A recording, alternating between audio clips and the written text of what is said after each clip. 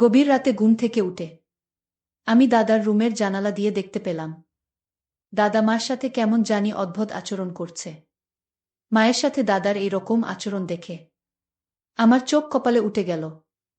মনে মনে ভাবলাম, মা দাদার সাথে এইসব কি করছে? মার একটু লজ্জা করে না? বিষয়টা ভাবতেই আমার মাথা ঘুরে যাচ্ছে। একটু পর আমি দেখতে পেলাম মা যেন কিসের নেশায় পাগল হয়ে বলছে, শ্বশুর মশাই, আমার আকাশে এখন প্রবল বেগে ঘূর্ণিঝড় বয়ে যাচ্ছে, আপনি আমাকে একটু শান্ত করেন, আমার আর সহ্য হচ্ছে না। তারপর মায়ের কথা শুনে আমার দাদাও যেন পাগলের মতো মায়ের ঘূর্ণিঝড় থামানোর জন্য যা করল তা শুনলে বন্ধুরা তোমাদের মাথা ঘুরে যাবে। বন্ধুরা, গল্পটি অনেক ইন্টারেস্টিং। আশা করি তোমরা পুরো গল্পটি খুব মনোযোগ সহকারে শুনবে। তবে গল্পটি শোনার পূর্বে বন্ধুরা, তোমাদের নিকট আমার ছোট্ট একটি অনুরোধ, তোমরা দয়া করে আমার চ্যানেলটিকে সাবস্ক্রাইব করে আমাকে সাপোর্ট করবা। হ্যালো বন্ধুরা, আমি সামিয়া সাহা। আমার ডাক নাম সামিয়া। আমার বর্তমান বয়স 25। আজকে আমি তোমাদেরকে যে গল্পটা বলবো, তখন আমার বয়স ছিল 8 কিংবা 9 বছর হবে। আমি আমার বাবা মায়ের একমাত্র মেয়ে ছিলাম। আমার বাবা একজন ব্যবসায়ী ছিলেন। আমার মা একজন গৃহিণী ছিলেন। ব্যবসায় সুবাদে বাবা ঢাকায় থাকতেন।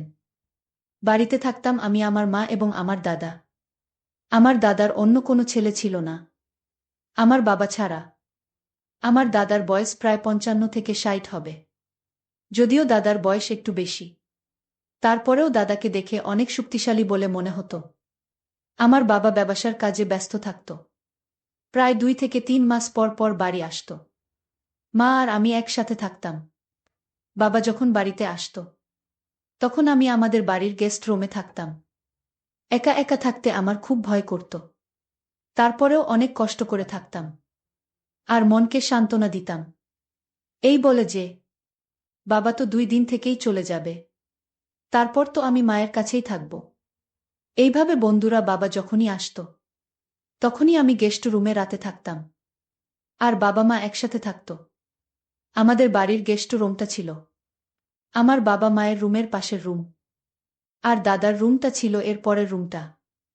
আমাদের ঘরের মোট রুম ছিল 3টা। তারপর বন্ধুরা, বাবা 2 দিন থেকেই চলে গেল। তারপর থেকেই আমি মায়ের সাথে থাকি। এভাবেই চলছিল আমার দিন। কিন্তু হঠাৎ একদিন রাতে ঘটে গেল আমার জীবনে একটা ভয়ানক ঘটনা। একদিন রাতে আমি আর মা একসাথে ঘুমালাম। হঠাৎ কিসের যেন শব্দে আমার ঘুম ভেঙে যায়। ওমা, ঘুম থেকে উঠে দেখি মা আমার পাশে নেই। বন্ধুরা, আমার মায়ের পরিচয়টা তোমাদের আগের দেই। আমার মা একজন মধ্যবয়সী নারী ছিল। মার বয়স ছিল তখন 30 কিংবা 32 হবে আনুমানিক। মাকে দেখতে অনেক সুন্দরী ছিল। মা অনেক আবেদনময়ী ছিল বটে। আমি আর মা যখন টিভি দেখতাম, তখন মা শুধু রোমান্টিক ছবি দেখত। মার ইংলিশ ছবির প্রতি একটা অন্যরকম টান ছিল। যাই হোক বন্ধুরা, বলছিলাম, গভীর রাতে ঘুম থেকে উঠে দেখি মা বিছানায় নাই। আমি তখন অবাক হয়ে গেলাম আর মা মা বলে কাঁদতে লাগলাম। তখন হঠাৎ মা কোথায় থেকে যেন দৌড়ে আসলো। কিন্তু মা যখন দৌড়ে আমার এখানে আসলো, তখন আমি লক্ষ্য করলাম মা কেমন যেন হাঁপাচ্ছে আর ঘামছে, আর মাকে খুব অস্থির অস্থির লাগছে। আমি বললাম, মা তুমি কোথায় গেছিলে আমাকে একা রুমে রেখে? মা বলল, মা সামিয়া, এই তো আমি একটু ওয়াশরুমে গেছিলাম।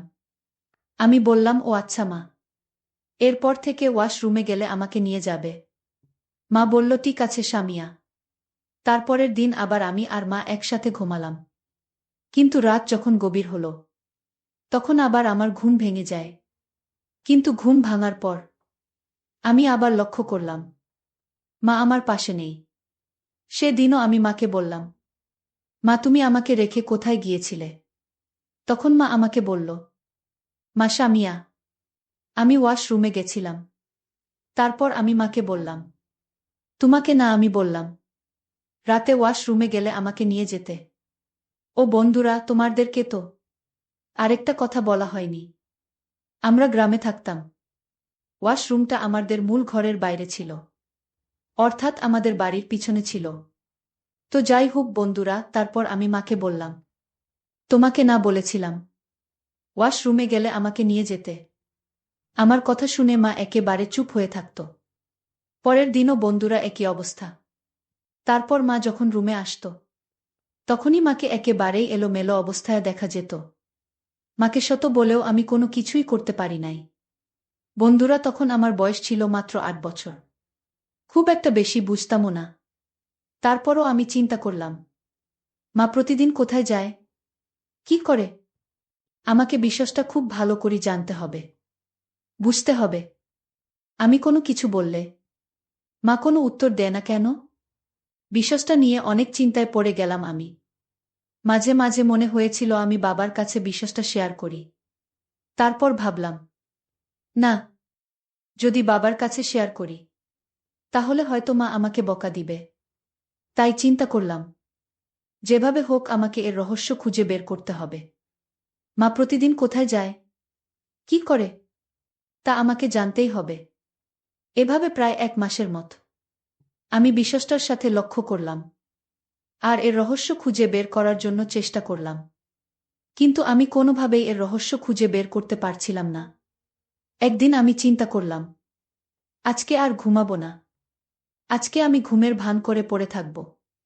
দেখব মা কোথায় যায়। যদি আমার ঘুম বেশি, তারপরে আমাকে কষ্ট করে হলেও এর রহস্য খুঁজে বের করতে হবে। পরের দিন আমি আর মা একসাথে ঘুমালাম। আমি ঘুমের ভান ধরে রইলাম। রাত যখন গভীর হল, তখন আমি লক্ষ্য করলাম মা আমাকে যাচাই করতেছে আমি ঘুমাইছি কিনা। আমিও খুব ভালো করে ঘুমের অভিনয় করলাম। তারপর দেখি মা আস্তে আস্তে করে দরজা খুলে বের হয়ে যাচ্ছে। আমিও খুব আস্তে আস্তে করে উঠলাম। উঠে মার পেছনে পেছনে যাওয়া শুরু করলাম। কিন্তু আমি রুম থেকে বের হতে না হতেই আর মাকে খুঁজে পেলাম না। মা কোথায় যেন চলে গেল। বিষয়টা আমার কাছে খুব বিস্ময়ের মতো মনে হলো। সেদিন রাতে ওয়াশরুমে, আমাদের বাড়ির প্রায় সকল জায়গায় খুঁজলাম, কিন্তু কোথাও মাকে খুঁজে পেলাম না। তারপর আমি আমার বিছানায় এসে ঘুমের ভান ধরে পড়ে রইলাম। ঘণ্টা ৩ পরে আমি লক্ষ্য করলাম কোথায় থেকে যেন মা হাঁপিয়ে এসেছে। আমি সেদিন আর কিছু বলিনি, ঘুমের ভান ধরে পড়ে রইলাম। ভাবলাম আজকে যেহেতু চলে গেছে, কালকে দেখব বিষয়টার রহস্য খুঁজে বের করা যায় কিনা। পরের দিন আবারও মা রাতের অন্ধকারে, যখন গভীর রাত হল, তখন আমি অনুভব করলাম মা আস্তে আস্তে উঠে দরজার খুলছে। আমিও খুব দ্রুত গতিতে উঠে মায়ের পিছন পিছন গেলাম। মায়ের পিছন পিছন গিয়ে আমি খুব অবাক হয়ে গেলাম। দেখলাম মা দাদার রুমে গিয়ে ঢুকছে। আমি খুব হতবাক হয়ে জানার চেষ্টা করলাম, এত রাতে মা দাদা রুমে কি করে? আমি দাদার রুমের দরজার পাশে গিয়ে চুপ করে দাঁড়িয়ে রইলাম। একটু পর আমি শুনতে পেলাম দাদা মা বলতে লাগলো, ও আমার জান পাখি, তোমার আজকে আসতে এত দেরি হলো কেন? তুমি জানো না, তুমি দেরি করে আসলে আমার খুব কষ্ট হয়। মা দাদাকে বলল, লক্ষ্মী, আমার রাগ করো না। দেখো না, এই মেয়েটাকে তো আমার প্রতিদিন ঘুম পাড়িয়ে তুইয়ে আসতে হয়। বোঝো না কেন জানো? তারপরও আমি দরজার পাশে দাঁড়িয়ে রইলাম।